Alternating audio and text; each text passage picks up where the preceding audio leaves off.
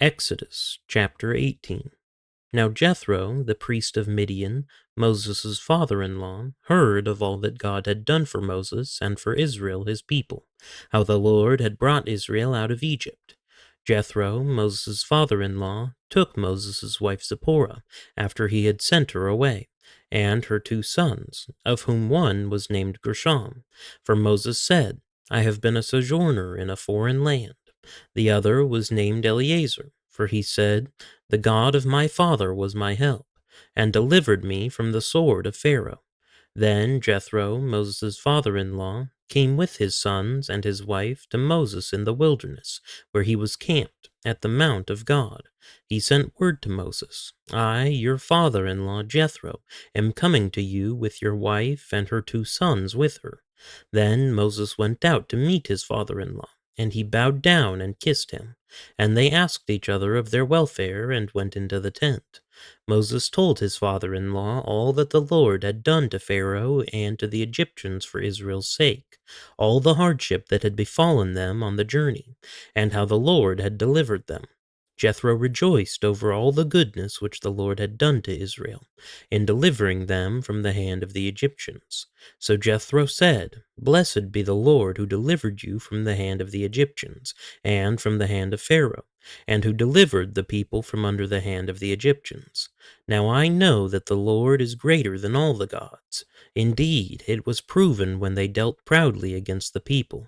Then Jethro, Moses' father-in-law, took a burnt offering and sacrifices for God. And Aaron came with all the elders of Israel to eat a meal with Moses' father-in-law before God. It came about the next day that Moses sat to judge the people, and the people stood about Moses from the morning until evening. Now when Moses' father-in-law saw all that he was doing for the people, he said, What is this thing that you are doing for the people? Why do you alone sit as judge, and all the people stand about you from morning until evening?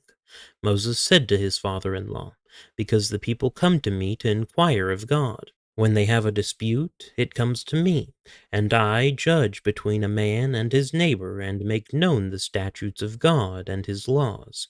Moses' father-in-law said to him, The thing that you are doing is not good. You will surely wear out, both yourself and these people who are with you, for the task is too heavy for you. You cannot do it alone. Now listen to me. I will give you counsel, and God be with you. You be the people's representative before God, and you bring the disputes to God. Then teach them the statutes and the laws, and make known to them the way in which they are to walk, and the work they are to do. Furthermore, you shall select out of all the people able men who fear God, men of truth, those who hate dishonest gain. And you shall place these over them as leaders of thousands, of hundreds, of 50s, and of 10s. Let them judge the people at all times, and let it be that every major dispute they will bring to you, but every minor dispute they themselves will judge. So it will be easier for you, and they will bear the burden with you.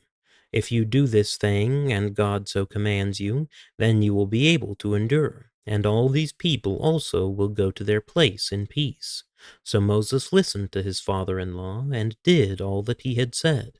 Moses chose able men out of all Israel, and made them heads over the people, leaders of thousands, of hundreds, of 50s, and of 10s. They judged the people at all times. The difficult dispute they would bring to Moses, but every minor dispute they themselves would judge. Then Moses bade his father-in-law farewell, and he went his way into his own land.